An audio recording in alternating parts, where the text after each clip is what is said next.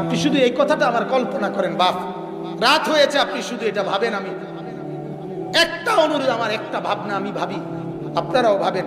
এই মোবাইলটার মধ্যে 2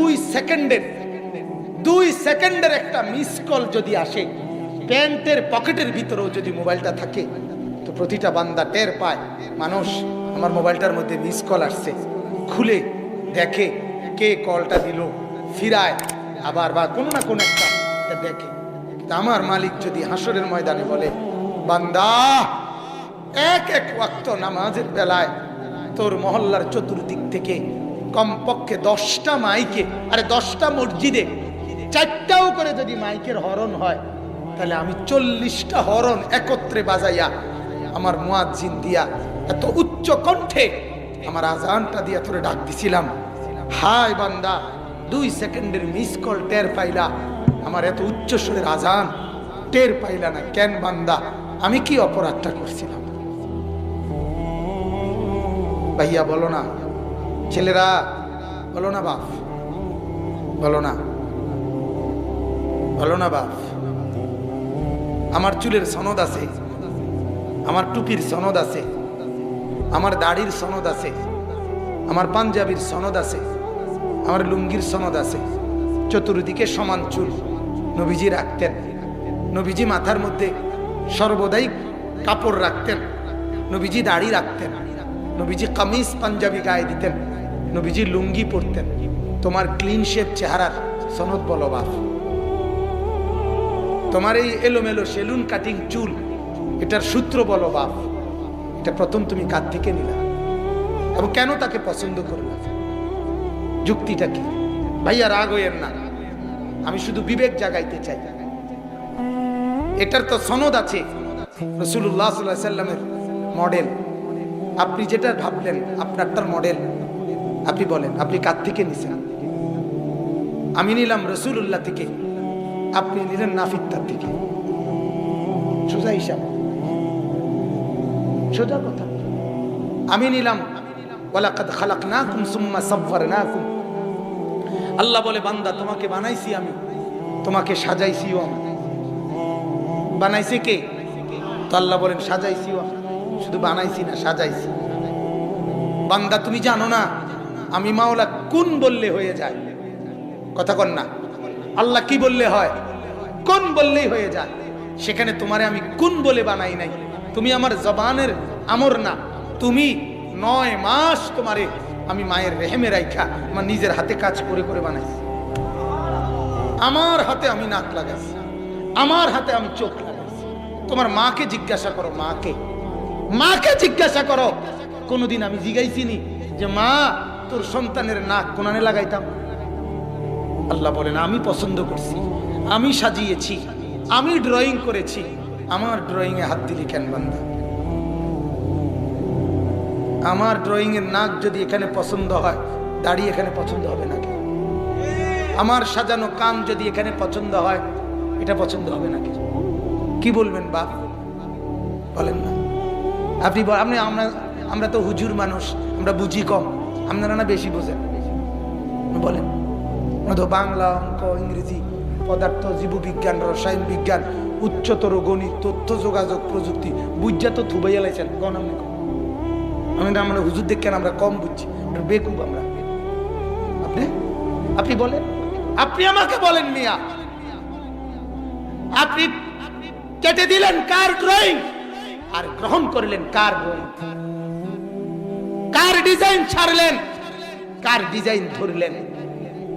কাকে কাকে নারাজ করলেন, কাকে খুশি করলেন? জানেনও তো না। একটা ছেলে বলতে পারবেনি, যুবক তুমি বলো না, ওই ছেলে তুমি বলো না, তোমার মাথার এই চুল কার মতো? কোন বাপ তুই ক? ওরে জিজ্ঞাসা করেন না। সেলুনের দোকানের যেই কাটিং গুলো, একটা মানুষ না, সেলুনের দোকানে যেগুলো টাঙ্গায় রাখছে, এগুলো দাজ্জালের কাটিং। কিসের কাটিং? আরে হাদিস, এটা হাদিস, মুসলিম শরীফের হাদিস। নবীজি বলছে দাজ্জালের চিহ্ন, দাজ্জাল হবে যুবক। দাজ্জালের চিহ্ন ইন্নাহু শাবুন, যুবক হবে। কাতাতুন, নবীজি বলছে দাজ্জালের চুল হবে এলোমেলো। কসম, এটা হাদিস। আওয়ারুল আইন, দাজ্জালের চোখ হবে টেরা। আল্লাহর নবী সাল্লাল্লাহু আলাইহি সাল্লাম বলছে দাজ্জালের বিশেষ চিহ্ন তার চুল থাকবে এলোমেলো। এই জন্য যুবকের চুল আজকে এলোমেলো করে দিয়েছে। আজ বরবাদ হয়ে গেছি আমরা। নিজের দিন, নিজের ধর্ম, নিজের ইসলাম, নিজের কোরআন, নিজের নবী সব আমাদের কাছে অপ্রিয়। অপ্রিয়। পুরা ঘরের মধ্যে এত কিছু আছে, 6 জন মানুষের 6টা ব্রাশ আছে, পুরা ঘরটার মধ্যে একটা মেসওয়াক নাই। এমন পরিবার নাই? পুরা ঘরের মধ্যে প্রয়োজনের চাইতেও বেশি ফার্নিচার, আসবাবপত্র আছে। এই ঘরে মানুষ 6 জন, কাছের প্লেট আছে 3 ডজন। ঠিক কিনা বলেন না কেন? সবকিছু অতিরিক্ত আছে, কিন্তু পুরা ঘরটার মধ্যে একটা দস্তরখান নাই। কেন বাপ? কারণ মুহাম্মদের যেটা রাখবো না সেটা সিদ্ধান্ত। এটা হ্যাঁ, সিদ্ধান্ত এটা। এটা ফয়সালা করে নিছে। মুহাম্মদের যেটা রাখবো না সেটা সিদ্ধান্ত। এটা আমরা সিদ্ধান্ত নিয়ে ফেলছি। যেটা প্রমাণ হবে রাসূলের ওইটা ত্যাগ করো, যেটা প্রমাণ হবে বেঈমানের ওইটা গ্রহণ করো। ওইটা নালে ডাইনিং টেবিলে খানাটা এত সুন্দর হয়ে গেল কেন? কি যুক্তিতে? সমান জায়গায় দস্তরখানের এটা এতটা ফচ্চা গেল কেন? কোন কারণে? কোন গবেষণায়? পৃথিবীর কোন দার্শনিক পণ্ডিতের গবেষণায় এটা প্রমাণ হয়েছে? কোনছে? আপনারা বলেন না মিয়া, আছে কোনো? জেনারেল লাইনে তো আমরাও পড়ছি। আমরা তো কওমি মাদ্রাসারও ছাত্র, সরকারি মাদ্রাসারও ছাত্র। কুমিল্লা ভিক্টোরিয়া কলেজ থেকে মাস্টার্স পাস করছি। কোন আমনে? কোন বাংলাও অল্প অল্প পড়তে পারি, ইংরেজিও পড়তে পারি। কোন আমনে? কোন বলেন? কি যুক্তি? আমার যুক্তি একটাই, বিরোধিতা। সিদ্ধান্ত নবীর বিরোধিতা করুন, নবীরে কষ্ট দিব। আহা, আল্লাহ নবী বলেন প্রতিদিন সকাল বিকাল 2 বার হাদিসে আছে নবীজির কাছে উম্মতের আমল ফেরেশতারা জানায়। উম্মতের আমল যখন নবী শুনে তো কাঁদে না? আহা উম্মত, 23 বছর আমি কি না করলাম। যখন মেরাজে গেছে নবীজি, সেই আরশে আজিমে আল্লাহ যখন পাশে বসাইছে, পাশে বসাই আল্লাহ বলছে বন্ধু আপনি এখন গোটা সৃষ্টিটা দেখেন। আপনার কদমের নিচে আমার গোটা সৃষ্টি সব আপনি দেখেন। আমি মাওলা এবার শুনেন, এই যদ্দুর আপনি দেখেন সবটার রব আমি, আর সবটার রহমত আপনি। আমি রব্বুল আলামিন, আপনি রাহমাতুল লিল আলামিন। যতটুকুর রব আমি, অতটুকুর রহমত আপনি। যতটুকুর মাওলা আমি, অতটুকুর নবী আপনি। বন্ধু, এত বড় সাম্রাজ্য আমার, এই সবটার মধ্যে আমি আপনাকে শ্রেষ্ঠ বানাইছি। আচ্ছা, কাছে আনছি, এত উপরে আমি আর কাউরে আনি নাই। এখানে আর কেউ আসে নাই, আর কেউ আসবেও না কোনোদিন। বন্ধু, আপনাকে সম্মান দিতে আমি এখানে আনছি। আজ এখানে আপনি বলেন বন্ধু আপনি কি চান? বিশেষ যদি কোনো চাওয়ার থাকে আপনি বলতে পারেন। আল্লাহর কসম, বা আল্লাহর নবী সেদিন মেরাজে আরশে আজিমে বলছে মাওলা আমি শুধু আমার উম্মতের মাগফিরাত চাই। আল্লাহ পাক বললেন হায় বন্ধু, আজও উম্মত, আজও উম্মত খুশির এই দিনে, আনন্দের এই দিনে নিজের জন্য কিছুই চাইলেন না। আজও উম্মত যান। আল্লাহ বলছে যান বন্ধু, আপনাকে ওয়াদা দিলাম হাশরের মাঠ আমি আপনার মাঝে আমার মাঝে ভাগাভাগি করে নেব। কাসামতুল কিয়ামাতা বাইনি ওয়া বাইনাক, কিয়ামতকে আপনার মাঝে আর আমার মাঝে ভাগ করে নেব। আনা মালিকু ইয়াউমিদ্দিন আনতা সাহিবু ইয়াউমিদ্দিন, আমি হব কিয়ামতের দিনের মালিক, আপনি হবেন কিয়ামতের দিনের বাদশা। আপনি বলবেন আমি শুনবো, আপনি সুপারিশ করবেন আমি গ্রহণ করব, আপনি চাইবেন আমি দিতে থাকব। আপনাকে খুশি করে দেব। বলে সাউফা ইউতিকা রাব্বুকা ফাতারদা। বন্ধু আপনি সবাইকে আমি আমার খুশি মতো দেই, আপনাকে আপনার খুশি মতো দেব, আপনার খুশি মতো। আরে দোস্ত, কারে বাদ দিচ্ছেন? কারে বাদ দিচ্ছেন? মুসলমান ঘর থেকে কারে বিদায় দিলেন? টেলিভিশন ভরে, ঘরের মধ্যে আওয়াজের 24 ঘন্টা, কোরআন তেলাওয়াতের আওয়াজ নাই, জিকিরের আওয়াজ নাই, এই বাংলাদেশ বেশি দিন হয় নাই, এই বাংলাদেশের পরিবেশ তো এটাই ছিল। আমার মা চাচিরা, এই 10-15 বছর আগেও তো বাংলাদেশে এমন কোনো পরিবার ছিল না যে পরিবারের মা বোন ফজরের নামাজ পড়ে ওজিফা না পড়ে কোনোদিন চুলা ধরায় নাই। এটাই ছিল আমাদের সকলের সমাজের জীবন। আজ কোথায় সেই ওজিফা? কয়দিন হয়েছে মারা?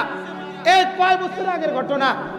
আমার ছোটবেলা, আমার 41 বছর বয়স এখন, আমার ছোটবেলায় তো আমি দেখছি মা রিক্সার মধ্যে যে কাপড় পেঁচাইতো, এটা তো আমার চোখে দেখা, আমি তো চোখে দেখছি, আমার তো স্পষ্ট মনে আছে। আমাদের সেই মা চাচিরা সব বোকা ছিল না। আমার দাদিরে দেখছি কালো বোরকা, মারে দেখলাম কালো বোরকা, আজ আমার বিবি কালো বোরকা, আজ আমার মেয়ে কালো বোরকা, আর আমাদের মা বোনেরা লাল, নীল, হলুদ, কমলা, বেগুনি, হ্যাঁ, টিয়া, আকাশি। থ্রি পিসের এত কালার নাই, বেডির বোরকার যত কালার। থ্রি পিস এত টাইট না, বেডির বোরকা যত টাইট।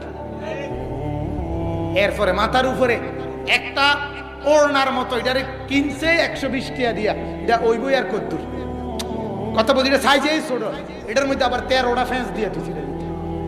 কথা বুঝছেন কিনা বলে? অথচ আমাদের মা চাচিদের বোরখা কালো ছিল, বোরকার উপরের পাটটা হাঁটুর নিচ পর্যন্ত নামানো ছিল, মাথার সামনে, চোখের সামনে আরো 2টা আলগা কাপড় মা বোনদের ছিল। এরপরে রিক্সার চতুর্দিকে কাপড় ছিল, এরপরে হাতের মধ্যে ছাতি ছিল। ছাতি ছাড়া কোনো মা কোনোদিন এক জায়গা থেকে আরেক জায়গায় যায় নাই। ও মারা সব বোকা ছিল না, আজ সব চালাক হয়ে গেল, আজ সব শিক্ষিত হয়ে গেল। ছেড়ে দিলেন মাদেরকে, ছেড়ে দিলেন বোনদেরকে, ছেড়ে দিলেন বিবিকে, হাত পাও ছেড়ে মেনে নিলেন এই বেপরদেগি, এটাই আমার জিন্দিগি। আমার ছেলে নামাজ পড়বে না, এটাই আমার জিন্দিগি। আমার মেয়ে পর্দা করবে না, এটাই আমার জিন্দিগি। আমার ঘরে টেলিভিশন চলবে, এটাই আমার জিন্দিগি। আমি খাবো বন, বিড়ি, সিগারেট, এটাই আমার জিন্দিগি। না বাপ, এভাবে হাত পাও ছেড়ে দেওয়া একজন ইমানদারের জন্য সাজে না। আমার অনুরোধ, আরেকটু ভাবে, আরেকটু নড়ে চলে বসেন, আরেকটু নড়ে চলে বসেন, আরেকটু একটু ফিকির করেন, একটু ফিকির দেখেন না আরেকটু বদলানো যায় কি? এত হাত পা ছেড়ে দিবার তো কথা না বাজান, এত হাত পা ছেড়ে দেওয়ার কথা না বাজান। এই জন্য আল্লাহ তাআলা বলেন, ইন্নাল্লাযীনা ফাররাকু দীনাহুম, ও বন্ধু, আমি যে দ্বীন দিয়েছি, এই দ্বীনকে যারা নিজেদের থেকে, আমার ইসলাম থেকে যারা নিজেদেরকে বিচ্ছিন্ন করে ফেলছে, কি করে ফেলছে? ওয়াকানু শিয়াআন, এবং নিজেরা বিভিন্ন দলে দলে আলাদা হয়ে গেছে। কেউ শিরিক করে, কেউ কুফরি করে, কেউ বেদাত করে, কেউ নিফাকি করে, কেউ কবিরা গুনাহ করে, কেউ শাহওয়াতের তাবে, মানে মনে যা চায় এটার তাবেদারি করে, কেউ নফসের তাবেদারি করে, কেউ শয়তানের তাবেদারি করে, কেউ দুষ্ট অসিব্য কাফের বেঈমানদের অনুসরণ করে। যে যেভাবে আমার দ্বীন থেকে নিজেদেরকে আলাদা করে দলে দলে বিভক্ত হয়ে গেছে, আল্লাহ বলছে লাস্তা মিনহুম ফি শাইইন, ও নবী আমি আপনারে বললাম এদের কারো ব্যাপারে হাসরের দিন আমি আপনাকে কিছু বলবো না। আপনার কষ্ট করছেন বন্ধু, আমি আপনারে কিচ্ছু বলবো না। আপনার উম্মত এমন হলো কেন, আপনারে দোষারোপ করবো না নবী, আপনারে কিচ্ছু কইতাম না। আমি দেখছি বন্ধু, 23টা বছরে আপনি কলিজা পানি করে ফেলছেন, 23 বছরে আপনি ঘুমান নাই, ঠিক মতো আরাম করেন নাই, 23 বছরে আপনি পেটের মধ্যে পাথর বাঁধছেন। তায়েফের রক্তে পিঠ, আল্লাহর নবীর কিতাবে আছে, ইতিহাসে তারিখে রাসূলুল্লাহর ইন্তেকাল পর্যন্ত পিঠের মধ্যে চালনির মতো ছিদ্র ছিদ্র গর্ত, পুরা পিঠে মৃত্যু পর্যন্ত ছিল। আল্লাহর নবীর স্ত্রী আয়েশা বলছিলেন নবী আপনার কি ছোটবেলায় বসন্তের গোটা হয়েছিল? আল্লাহর নবী বলছে, না আয়েশা, আমার গায়ে তো মশাও বসে না, আমার গায়ে তো মাছিও বসে না, গোটা বসবে কেমনে? আমার এই পবিত্র দেহের থেকে তো মেশকের ঘ্রাণ বের হয়, তুমি দেখো না আমার গায়ের ঘাম আমার সাহাবীরা আতর বানায় ব্যবহার করে, আমার গায়ে বসন্তের দাগ আসবে কোত্থেকে? আয়েশা, এগুলো আমার তায়েফের ওই পাথর মারা রক্তের দাগ। ওরা যে আমার পাথর মারছে সেই ছিদ্রগুলো আয়েশার মিলে নাই কোনোদিন। আল্লাহর নবীর এই তায়েফের রক্ত, বুকের মধ্যে পেটের পাথর, দান দান শহীদ, এই সব কিছু উম্মত ছেড়ে দিলেন। আহা, কয়টা টাকার জন্য, কয়টা পয়সার জন্য, দুনিয়ার একটু আরাম আয়েশের জন্য। কই পাইলেন আরাম আয়েশ? কই পাইলেন? আরাম তো পাইলেন না। আমি তো স্পষ্ট বলি এবং আমি তো এটা চ্যালেঞ্জ করে বলি, এই রাজপ্রাসাদে, দামি বিল্ডিং, ফ্ল্যাটে, শহরে বন্দরে যে মানুষগুলো থাকে, তাদের ঘরগুলোতে, ফ্ল্যাটগুলোতে যদি ভিডিও করা হইতো কিংবা রেকর্ড করা হইতো, শোনা যাইতো কি পরিমাণ অস্থিরতা আর পেরেশানি আর কান্না। নিশ্চিত আমার দেশের দিন মজুর খেটে খাওয়া ঘরে এত অশান্তি নাই, ওদের ঘরে যে পরিমাণ অশান্তি। সিনেমার নর্তকী যে সারাদিন হাজারো লাখো যুবককে হাসায়, যার হাসিতে অট্ট হাসি, যে মনে করে ভালোবাসার হাসি, তার কলিজার মধ্যে যে কষ্ট, বেদনা, এই বেদনা পৃথিবীর আর কারো নাই। আপনি জানেন? আপনি জানেন? হ্যাঁ, অতএব ওরা সুখে নাই, ওরা সুখে নাই, ওরা সুখে নাই, ওরা সুখে নাই। নয়তো সন্তান অস্ট্রেলিয়া থাকলে, মেয়ের জামাই গুলশান বনানীতে থাকার পরে, নিজস্ব গার্মেন্টস মেল ফ্যাক্টরি থাকার পরে, হাজারো লাখো মানুষকে ফেসবুকে লাইভে জানান দিয়ে পিস্তল ঠেকাইয়া আত্মহত্যা করার কারণ কি? সুখের অভাব। সুখের অভাব। কথা বলেন না? সুখে সম্পত্তির অভাব ছিল না। কিসের অভাব ছিল? সুখ নেই, সুখ নেই, সুখ নাই বাপ, সুখ নেই। আল্লাহ আমাদেরকে বুঝার তৌফিক দান করুন। আল্লাহ বলেন, ইন্নামা আমরুহুম ইলাল্লাহ। ও নবী, আপনাকে কিছু বলবো না, আপনি কষ্ট করছেন, আপনার চেষ্টা আপনি করছেন, আমি আপনারে বলবো না। ইন্নামা আমরুহুম ইলাল্লাহ, এই নাফরমানদের বিষয়টা আমি আল্লাহ নিজে কিয়ামতের দিন আমি বুঝাপড়া করব। ইন্নামা আমরুহুম ইলাল্লাহ, আমি বুঝাবো। এজন্য কোরআনে আছে, ওয়াকিফুহুম ইন্নাহুম মাসউলুন। আল্লাহ বলবে, ফেরেশতা নাফরমানদেরকে দাঁড় করাও, আমি জিজ্ঞেস করব। আল্লাহ জিজ্ঞাসা করবেন, ইন্নাল্লাহা সায়ুকাল্লিমুহু। হাদিসে আছে, নবী বলেন, আল্লাহ তোমার সাথে কথা বলবে। লাইসা বাইনাকা ওয়া বাইনাহু তারজুমান। নবী বলছে, তোমার মাঝে আর আল্লাহর মাঝে মাঝখানে কোনো দোভাষী তরজুমান থাকবে না। ফেরেশতারে আল্লাহ সরায় দিবে, তোরা সব সর, আমি তার লগে কথা বলবো।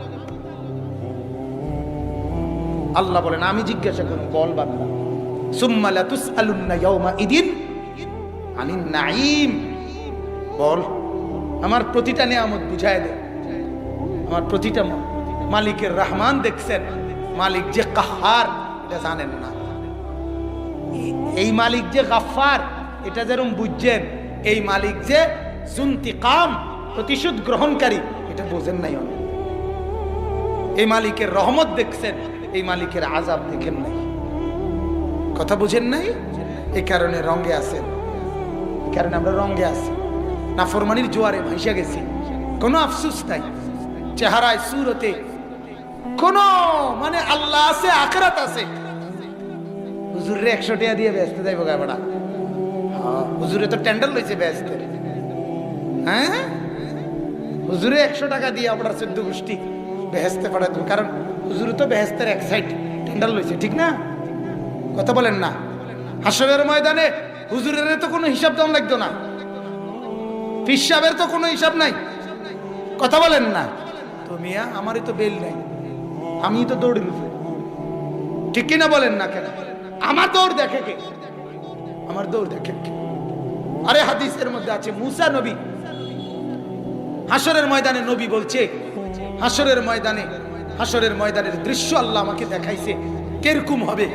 নবীজি দেখছে, আল্লাহ কুদরতি ভাবে দেখাইছে। আমি দেখছি মুসা নবী হাসরের ময়দানে আল্লাহর আরশের খুঁটি ধইরা চিৎকার করে কাঁদতেছে। মুসার মতো নবী বলতেছে, লা আসআলুকাল ইয়াউমা উম্মি ওয়ালা আসআলুকাল ইয়াউমা উখতি বাল আসআলুকাল ইয়াউমা নাফসি। আল্লাহ, আমি মুসা আর আজ মার জন্য কিছু চাই না, বোনের জন্য কিছু চাই না, মাওলা আমি শুধু আমাকে বাঁচাইতে চাই।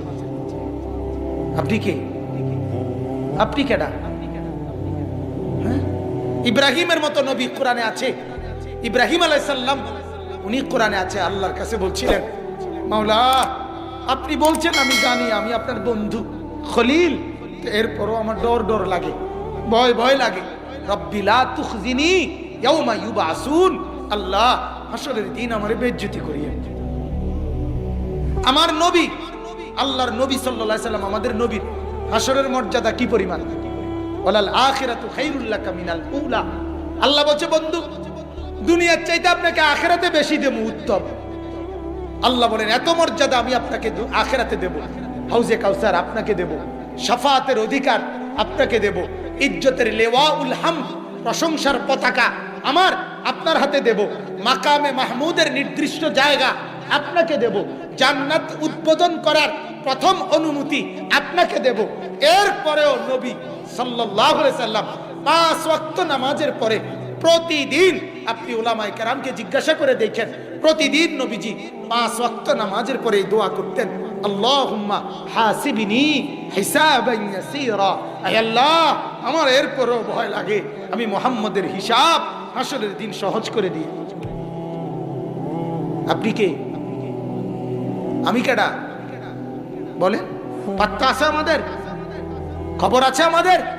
আল্লাহ আমাদেরকে বুঝার তৌফিক দান করুন। অতএব আল্লাহ তাআলা বলেন, সুম্মা ইউনাব্বিউহুম বিমা কানু ইয়াফআলুন।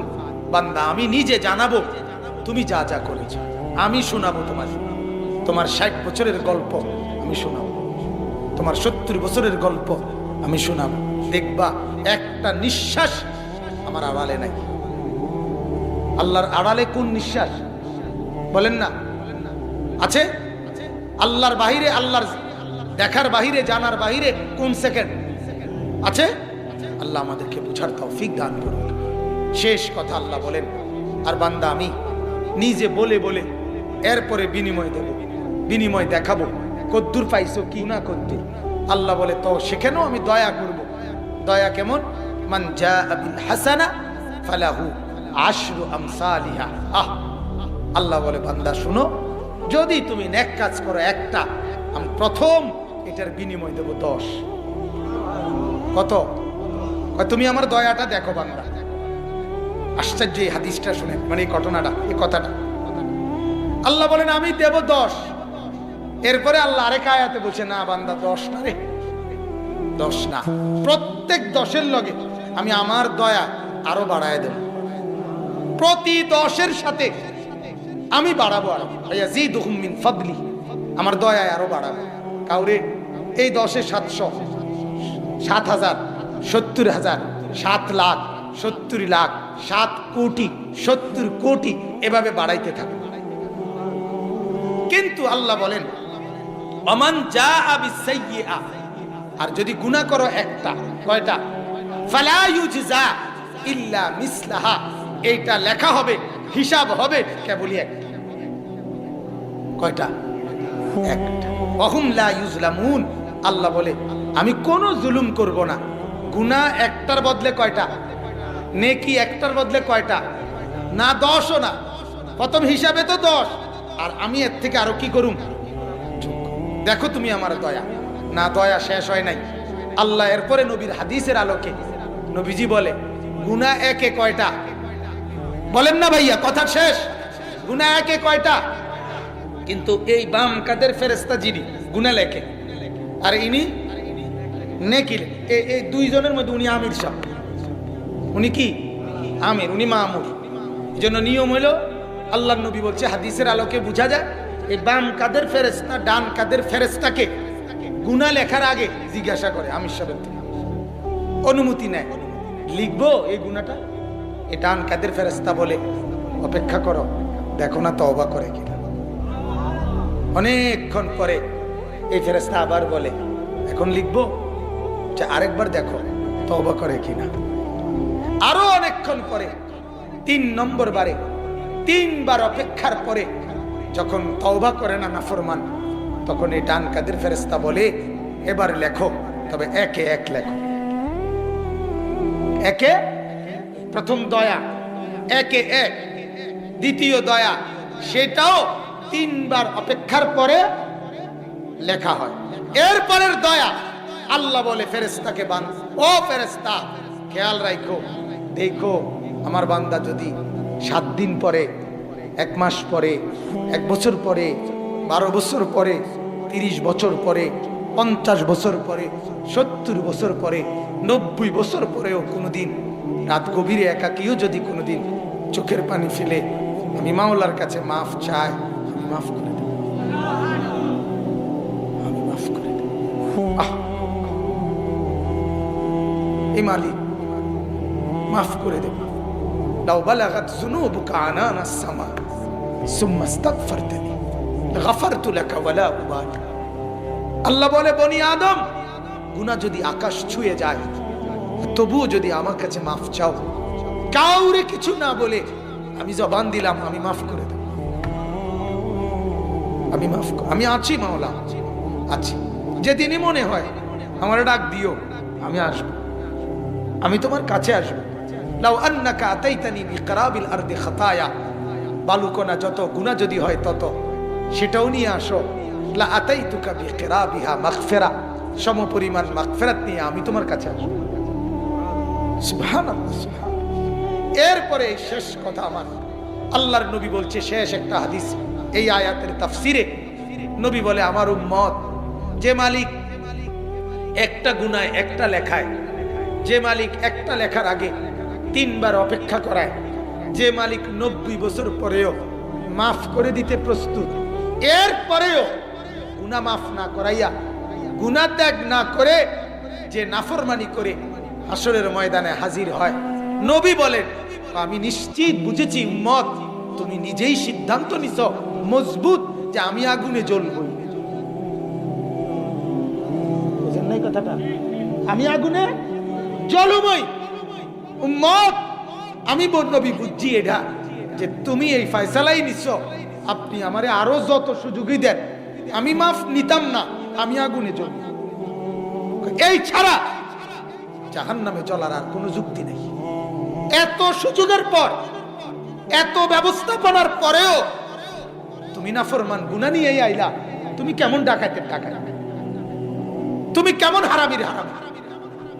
বলেন, ওয়াহশির মতো হামজা রাদিয়াল্লাহু তাআলা হত্যাকারীকে আল্লাহ মাফ করে দিয়েছে, তোমারে মাফ করবে না কেন? 100 খুনের আসামিকে আল্লাহ মাফ করে দিয়েছে, তোমারে করবে না কেন? বেশ্যা নারীকে আল্লাহ মাফ করে দিয়েছে, তোমারে করবে না কেন? কিন্তু তুমি তো সিদ্ধান্তই নিছো না, আমি মাফ চাইবো না, আমি গুনাহ ছাড়তাম না, আমি এমনিই চলি। আমি 70 বছর আমি বাঁকা হয়ে গেছে, কাশতে কাশতে জীবন শেষ, এরপরও ডাকাত বুড়া বিড়া। আমার মনটা চাই, মানে বিশ্বাস করে না, কেমনে করলে বুঝবে যে এটা আমার মাথার ধরে না। আমারে যদি কেউ বলে আপনি অল্প বয়স্ক, আপনি বুড়া করে লই এইভাবে শক্ত হইলেন কা, আমার কথা হইল, আপনি যদি হন আমার দাদা, আমি আপনার নাতি, আমি চাই দাদা যেন হয় আমার জান্নাতি।